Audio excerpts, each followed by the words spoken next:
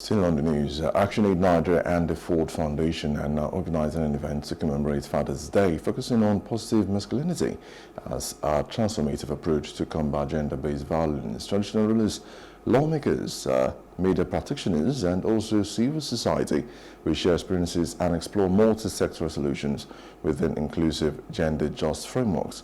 Dr. Andrew Mamidu emphasizes the need to critically examine fathers and men's roles to create a peaceful environment. Now, I want us to emphasize something that would guide our entire discussion today. This is not an attack on men. So it's not like, oh, we're here to whip the men. No, it's not an attack on men. This convening is not just about blame. It's not about pointing fingers or vilifying anyone. On the contrary, it is about opening space for reflection, for healing, for accountability, and for transformation. We hear that men cry. It would be nice to see people share perspective, men share perspective, and cry today. There's nothing wrong with that. Please feel free, share emotions.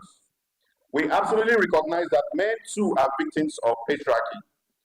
Many of us have grown up being told that to cry is to be weak, that to be respected we must dominate, that love must be controlled, and that silence is strength. But we know better now, and we must do better. Other speakers blame traditional and cultural beliefs for harmful masculinity in the African sub-region, but agreed that these same cultural norms will be used to address societal norms. So across Nigeria and West Africa, we are harnessing and witnessing powerful examples of how masculinity, positive masculinity and leadership is changing traditional norms. And some of this has to also do with public declaration. We've seen public declaration by traditional and religious leaders denouncing harmful practices such as child marriage, widowhood rights, and domestic violence, using the pulpits, using their palaces and the public square to share minds, to actually change mindsets.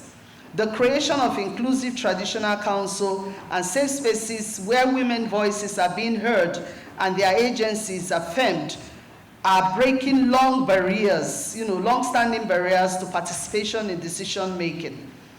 Unprecedented accountability actions we are also seeing, and this is also happening and led by district heads who are attempting to ensure that perpetrators are not just called, but they are actually made to account for what they do. If men don't cry, is it because they have no emotion? Of course they do. We do.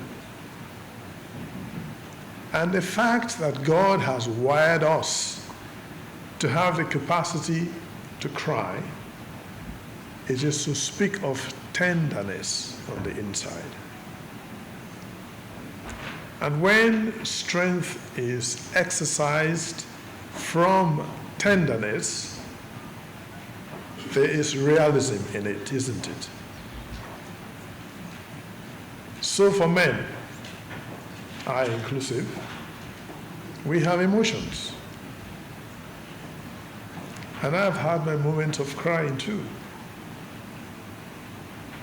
But the point is the recognition of responsibility, which is to say, even though you will not live in denial and you recognize something to cry about and respond to it, but the sense of responsibility is to say, rise above it, address it. Dr. Hussaini Abdu, former country director of ActionAid Nigeria, emphasized the harmful masculinity processes in the sub-region, citing patriarchy as the primary cause, as it leads men to view women as inferior men. This performance, and to use our word here in Nigeria, this drama of masculinity is not without consequences. A growing body of research has established the link between these dominant gender norms and the higher prevalence of gender-based violence in the region. Statistics are sobering. from Nigeria to Liberia, Ghana to Sierra Leone, to Ivory Coast to Senegal. In Nigeria, for example,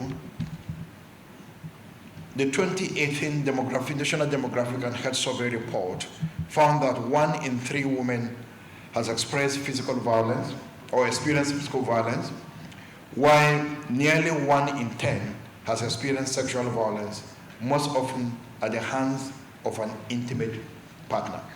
Hello, hope you enjoyed the news. Please do subscribe to our YouTube channel and don't forget to hit the notification button so you get notified about fresh news updates.